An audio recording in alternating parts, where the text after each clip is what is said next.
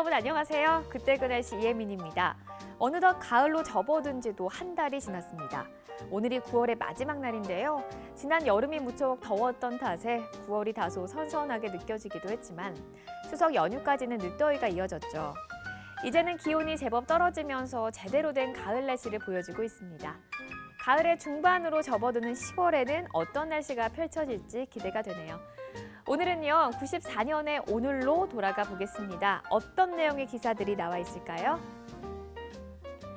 내일은 밝다. 사진 한 장이 먼저 눈에 들어오죠. 귀여운 꼬마들이 한복을 입고 서로 마주보고 있는 모습인데요. 사진만 봐도 어떤 모습인지 감이 오시죠? 바로 꼭두각시 춤을 추고 있는 아이들의 모습입니다.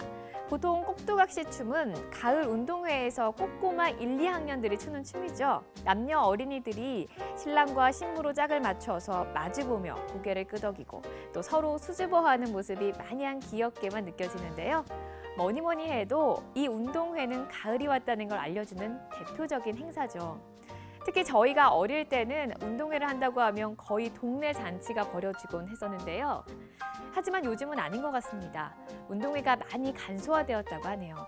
어떤 학교에서는 운동장이 좁다는 이유로 저학년과 고학년이 나누어서 운동회를 하기도 하고요.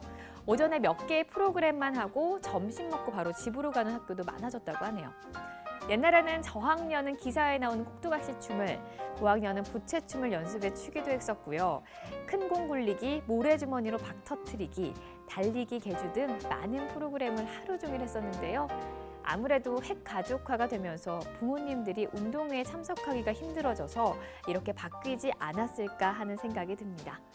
이번에는요, 다른 국제면으로 넘어가서 해외에서는 어떤 일이 벌어지고 있는지 살펴보겠습니다. 지구촌 곳곳 전통 전염병 번져. 인도에서는요, 폐페스트가, 동유럽과 우크라이나 일대에서는 콜레라가 번지고 있다는 내용의 기사입니다. 소제목만 보면 올해 우리나라를 돌아봤을 때 빼놓을 수 없는 눈에 익은 단어가 하나 보이죠. 콜레라입니다. 2001년 이후 15년 만에 국내에 콜레라가 발생하면서 온 나라에 비상이 걸렸었는데요. 콜레라를 후진국병이라고들 하죠. 왜 후진국병이라고 부르는 걸까요? 콜레라의 발생 과정을 알면 이해할 수 있습니다. 콜레라는 오염된 식수나 지하수 콜레라균에 감염된 음식, 또 날음식, 덜 익은 해산물 등으로 인해서 발생합니다. 특히 상하수도 시설이 제대로 갖춰지지 않은 곳에서 집단 콜레라가 발생하거나 빠르게 전염이 이루어지기 때문에 콜레라를 후진국형 간염병이라고 부릅니다. 이번에는 광고 하나 보고 가겠습니다. 네, 신문 한 면 전체에 광고가 실려 있죠. BOD, ppm은 몰라도 이라면서 비커에 물고기들이 담겨있는 모습이 있는데요. 광고 문구만 보면 무슨 내용의 광고인지 짐작이 가시나요?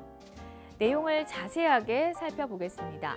물에 사는 고기의 종류만으로 더럽혀진 정도를 쉽게 알 수 있다고 나와 있는데요. 비커 사진을 자세히 보니까 밑에 글씨가 쓰여 있습니다.